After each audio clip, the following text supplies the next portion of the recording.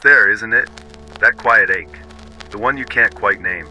It follows you, lingers in the background, even when you're laughing, even when you're surrounded by people. It's not just being alone. It's deeper, heavier, a weight, a whisper, a shadow. And no matter how hard you try, you can't shake it off. You can't explain it, but it's always there like a ghost haunting your thoughts. What is this feeling? Why does it cling to you? And why does it hurt so much? This is the loneliness you can't explain. It's not about empty rooms or quiet nights. It's not about missing someone or longing for company. It's something else, something more profound, something that gnaws at your soul.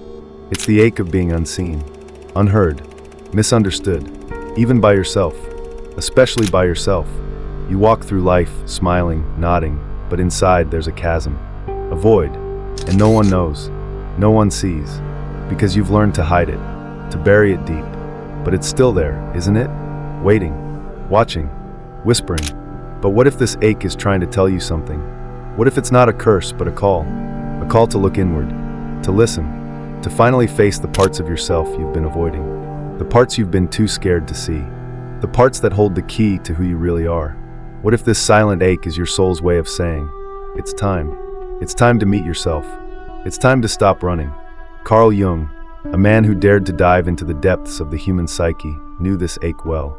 He called it the shadow, the hidden part of you, the part you deny, the part you fear, the part that holds your pain, your shame, your unfulfilled dreams. And the more you ignore it, the louder it screams. The more you run, the tighter it grips. Jung believed that true wholeness comes not from escaping this shadow, but from embracing it, from integrating it, from understanding that it is not your enemy, but a part of you. A part that needs to be seen, heard, loved. But here's the brutal truth. Facing yourself is terrifying. It's easier to stay busy, to distract yourself with noise, with people, with anything that keeps you from sitting in silence. Because in silence, the ache grows louder. In silence, you have to confront the questions you've been dodging. Who am I really? What do I want? Why do I feel so lost? And the answers might shatter the image you've built, the image you've shown the world. The image you've even convinced yourself is real. But it's not, and deep down you know it. Consider the story of Vincent van Gogh, a man who felt this ache deeply. He painted his loneliness into masterpieces, but it also tore him apart. He once wrote, "The sadness will last forever." His art was his way of screaming into the void, of trying to make sense of the pain that wouldn't leave him. He was surrounded by beauty, by color, by life, and yet the ache remained. It consumed him, because he couldn't find a way to embrace it, to understand it, to let it guide him inward. But you don't have to suffer like that. You don't have to let the ache destroy you. Jung's wisdom offers a different path, a path of courage, a path of self-discovery, a path that says, yes, the ache is real, yes, it hurts, but it's also a gift, a compass, pointing you toward your true self.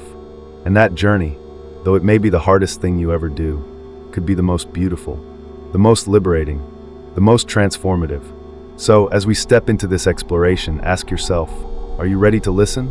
Are you ready to face the silent ache? Are you ready to stop running and start walking toward yourself? Because the ache isn't going anywhere. It's waiting for you. It's always been waiting for you. And maybe, just maybe, it's time to answer its call. It's not about being alone. It's not about empty rooms or quiet nights. It's deeper, heavier, a weight on your chest, a shadow in your mind. It's the loneliness that creeps in when you're surrounded by people. When you're laughing, but your heart isn't in it. When you're talking, but no one hears you. Not really.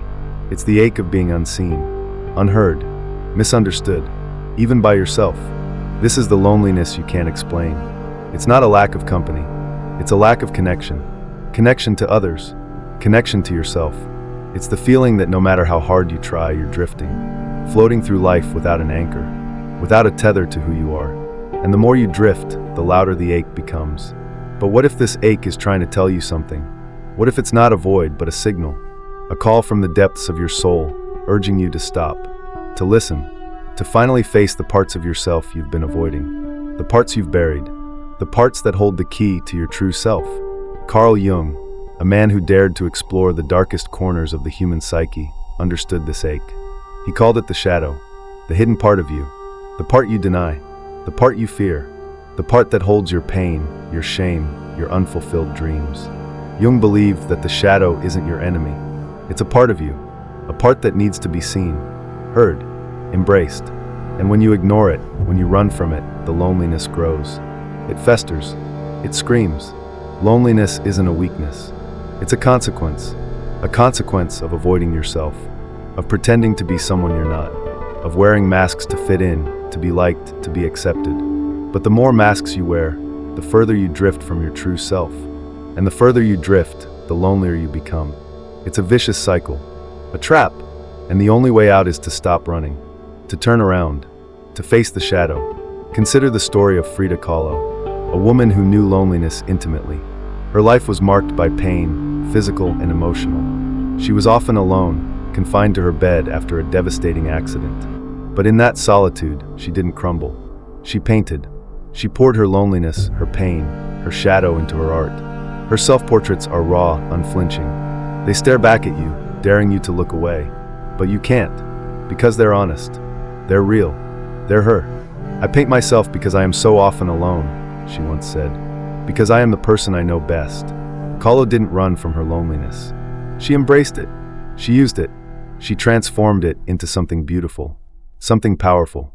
Jung once wrote, "The privilege of a lifetime is to become who you truly are."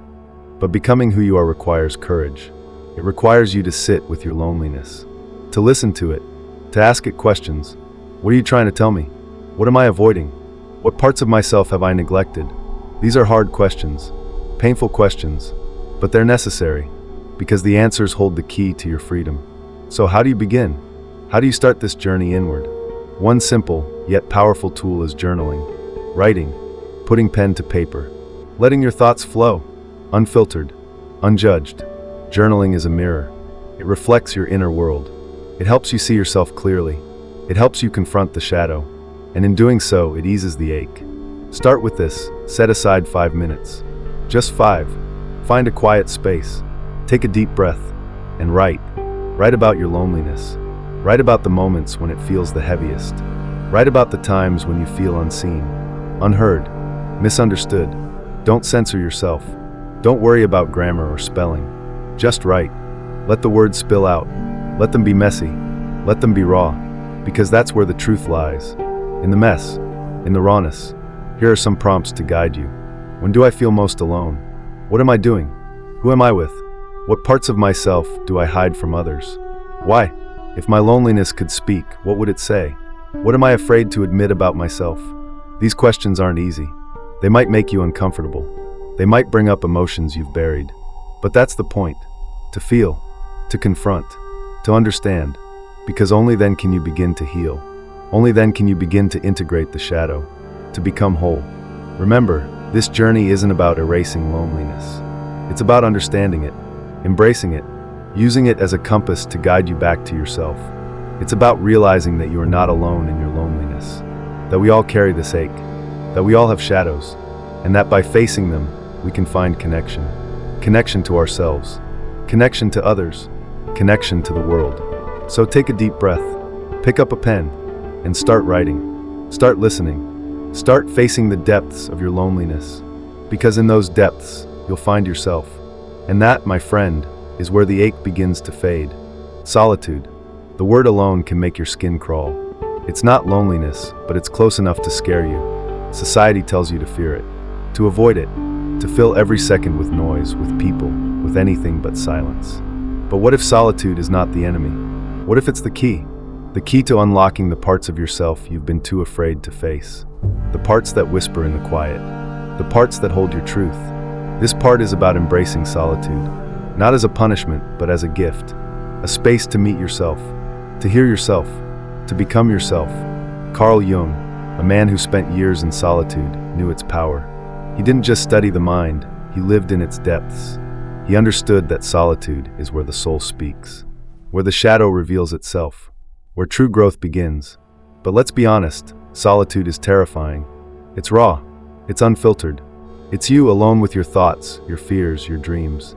No distractions, no masks, just you. And that's why it's so hard. That's why we run from it. But here's the truth, you can't run forever. The ache of loneliness, the one we explored in the last chapter, will only grow louder until you stop. until you turn around, until you sit in the silence and listen. So, how do you embrace solitude? How do you make peace with the quiet? How do you turn it into a sanctuary instead of a prison? Let's find out. Jung didn't just tolerate solitude, he sought it. He craved it. In 1913, after a painful break with his mentor, Sigmund Freud, Jung withdrew from the world. He retreated to his home by Lake Zurich, where he spent years in isolation. But this wasn't an escape. It was a descent, a deliberate dive into the depths of his own psyche. He called it his confrontation with the unconscious. And in that solitude, he faced his shadow. He wrestled with his demons. He emerged transformed. Jung believed that solitude is essential for individuation, the process of becoming whole, of integrating all parts of yourself, even the ones you'd rather ignore. He wrote, "The most terrifying thing is to accept oneself completely. And solitude is where that acceptance begins. It's where you strip away the noise and see yourself clearly, flaws and all, beauty and all." But Jung also knew that solitude isn't easy. It's not a peaceful retreat. It's a battleground, a place where your mind can turn against you, where your fears can overwhelm you. But it's also where you find your strength, your resilience, your true self. In the final analysis, Jung said, "We count for something only because of the essential we embody, and if we do not embody that, life is wasted." Solitude is where you discover that essence. So how do you start? How do you make solitude a friend, not a foe? Here are some practical steps to guide you. 1. Start small. Don't dive into a week-long retreat. Begin with minutes. 5 minutes of silence. No phone, no music, no distractions, just you and your breath. Sit with it. Feel the discomfort. Notice your thoughts. Let them come and go. Build from there. 10 minutes. 15. An hour. Gradually, you'll learn to sit with yourself, to be with yourself. 2. Create a sacred space. Find a place where you feel safe. A corner of your room, a spot in the park, a quiet cafe. Make it yours. Bring a journal, a candle, a cup of tea. Make it a ritual, a time to meet yourself, to listen, to reflect. 3. Engage in solitary activities. Solitude doesn't have to be passive. Paint, write, garden, walk in nature. These activities allow you to be alone without feeling lonely. They give your mind space to wander, to create, to heal. 4. Practice mindfulness. Mindfulness is the art of being present, of noticing without judgment. In solitude, practice observing your thoughts, your emotions, your body. Don't try to change them. Just watch, like clouds passing in the sky. This is how you learn to accept yourself, to make peace with your shadow. 5. Limit distractions. Turn off notifications. Set boundaries with people. Protect your solitude. It's sacred. It's yours. Don't let the world intrude. History is full of individuals who embraced solitude and emerged stronger, wiser, more themselves. Henry David Thoreau. Thoreau retreated to Walden Pond for 2 years. He lived alone, in nature, in simplicity. He wrote, "I went to the woods because I wished to live deliberately, to front only the essential facts of life." In solitude, he found clarity, purpose, a deeper connection to himself and the world. George O'Keeffe.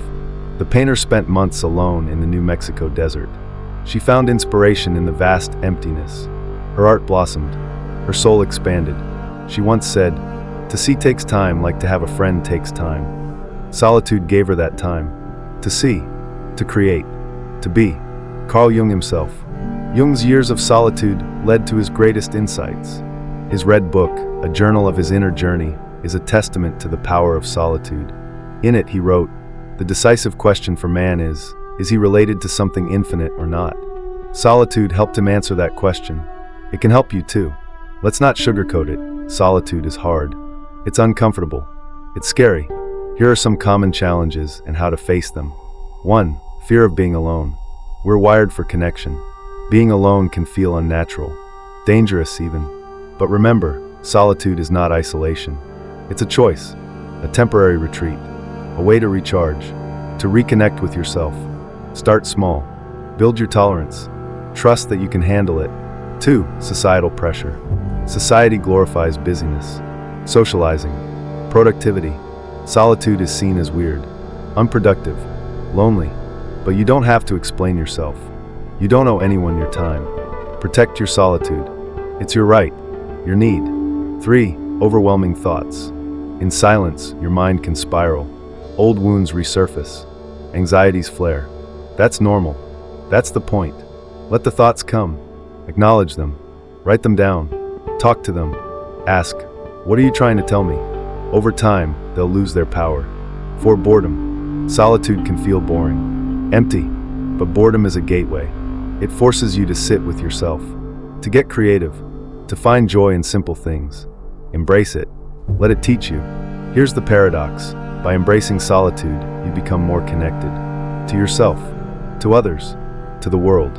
In solitude, you learn to listen to your intuition, to your heart.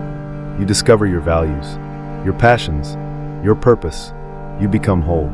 Jung believed that true connection comes from being authentic, from knowing yourself, from accepting yourself, and that knowledge, that acceptance, is born in solitude. Your vision will become clear only when you can look into your own heart, Jung wrote. Who looks outside dreams, who looks inside awakes. So awaken. Embrace the quiet. Let it guide you. Let it heal you. Let it transform you. A simple practice, the solitude ritual. To help you start, here's a simple ritual. Choose a time, early morning, late evening, whenever you can be alone.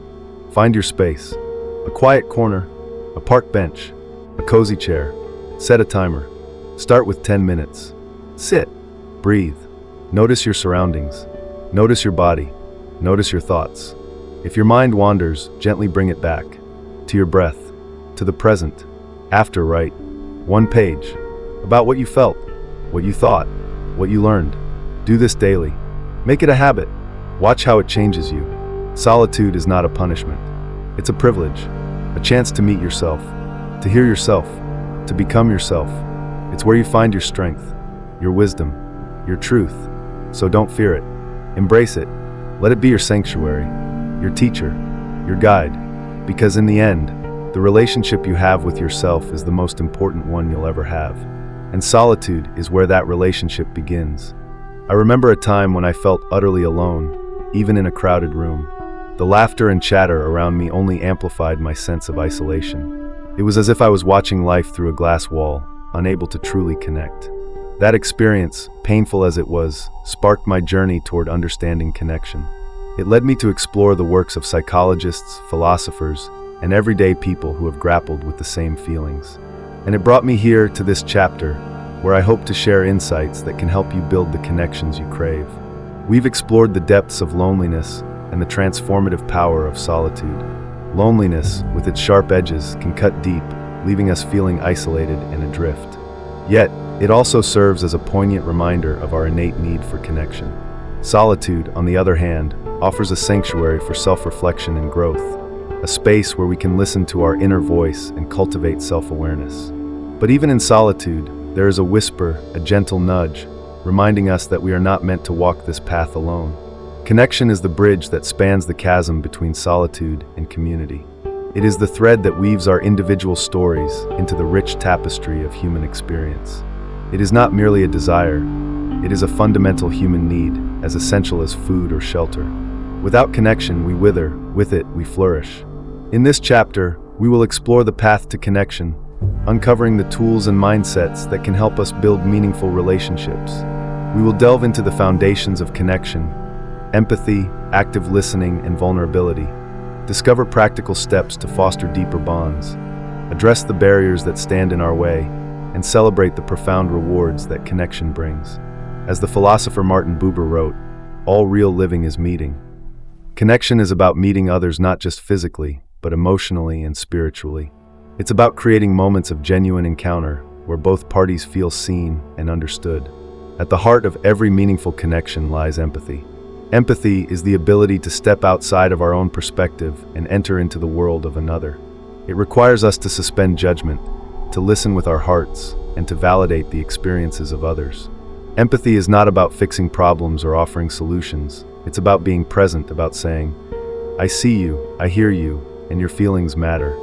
When we practice empathy, we create a safe space for others to be themselves, to share their joys and sorrows without fear of judgment.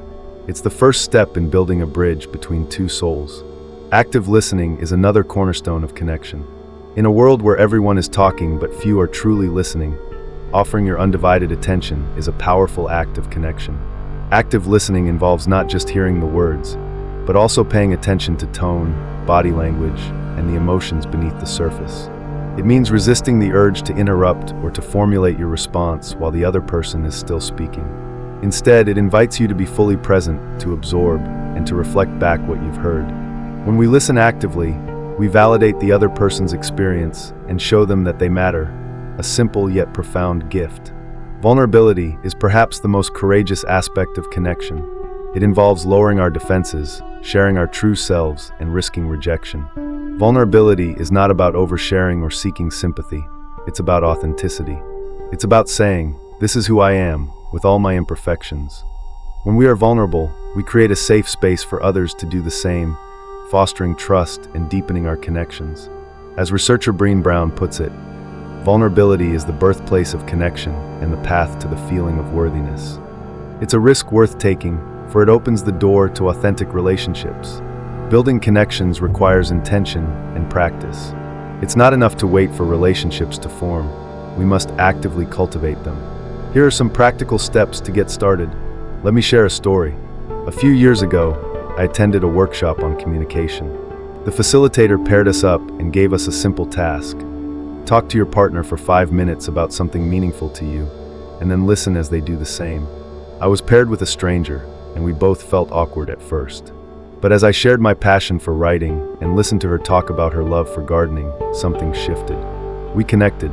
In those brief minutes, we saw each other not as strangers, but as fellow humans with dreams and struggles. That experience taught me the power of meaningful conversations. These are not superficial exchanges. They are dialogues that explore the depths of our experiences, beliefs, and aspirations. To engage in meaningful conversations, ask open-ended questions that invite reflection, such as, what has been the most challenging part of your journey? Or, what are you most passionate about? Share your own stories and listen with curiosity and openness. These interactions build bridges where none existed before. Practicing gratitude and appreciation can also strengthen connections. Expressing thanks for the small things, a kind gesture, a thoughtful comment, can make others feel valued and seen. Take a moment to tell someone what you admire about them, or how they have positively impacted your life. These acts of appreciation create a positive feedback loop, encouraging more connection and kindness. Gratitude shifts our focus from what's lacking to what's present, fostering a positive atmosphere for relationships to thrive.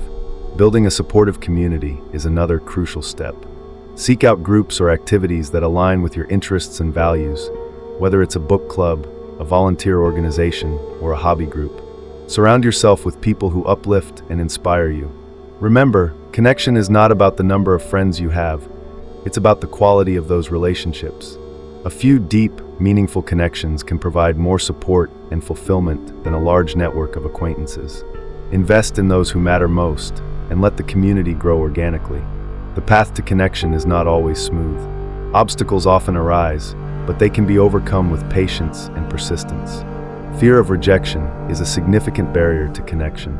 The thought of being judged, dismissed, or misunderstood can be paralyzing.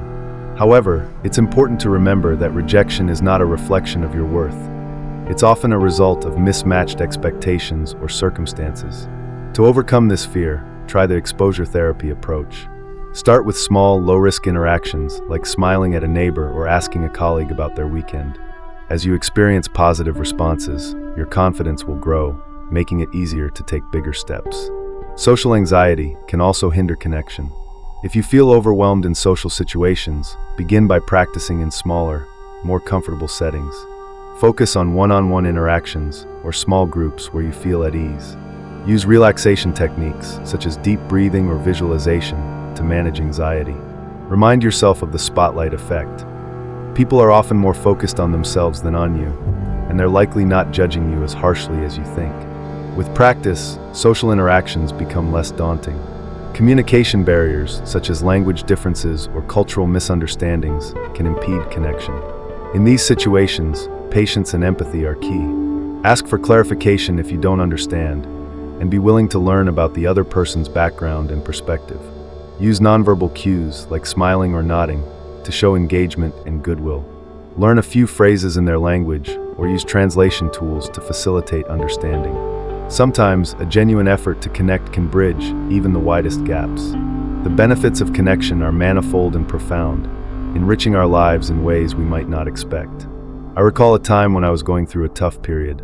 I felt lost and overwhelmed. But then a friend reached out. We met for coffee, and I poured out my heart. She listened, offered comfort, and shared her own struggles. That conversation didn't solve my problems, but it made me feel less alone. It reminded me that connection is a lifeline, a source of strength and hope. Emotionally, connection provides a safety net during difficult times and amplifies happiness during good times. Shared experiences, laughter over a silly joke or tears during a heartfelt talk, create lasting memories. Connection also fosters personal growth. Through relationships, we gain new perspectives, challenge our assumptions, and learn more about ourselves. Others can act as mirrors, reflecting back our strengths and areas for improvement. They can inspire us to be better, to strive for more, and to step outside our comfort zones. As Helen Keller said, "Alone we can do so little, together we can do so much." Relationships push us to evolve, to become the best versions of ourselves. Moreover, connection enriches our lives with shared experiences. Whether it's a deep conversation over coffee, a laughter-filled game night, or a quiet walk in nature, these moments create bonds that sustain us. As the poet Rumi said, "The minute I heard my first love story, I started looking for you, not knowing how blind that was." Lovers don't finally meet somewhere. They're in each other all along. Connection turns ordinary moments into extraordinary ones. As you embark on this path to connection, I encourage you to take one small step today. Reach out to someone you care about. Send a text, make a call, or arrange a meetup. Share something meaningful, listen with intention, and be open to vulnerability. Remember, connection is a practice, not a perfection. It's okay to stumble. What's important is to keep trying. Connection is not a one-time achievement, it's a lifelong journey. It's a dance of give and take, of listening and sharing, of growing and evolving together. There will be times when connections falter, when misunderstandings arise, or when relationships change. That's part of the human experience. What matters is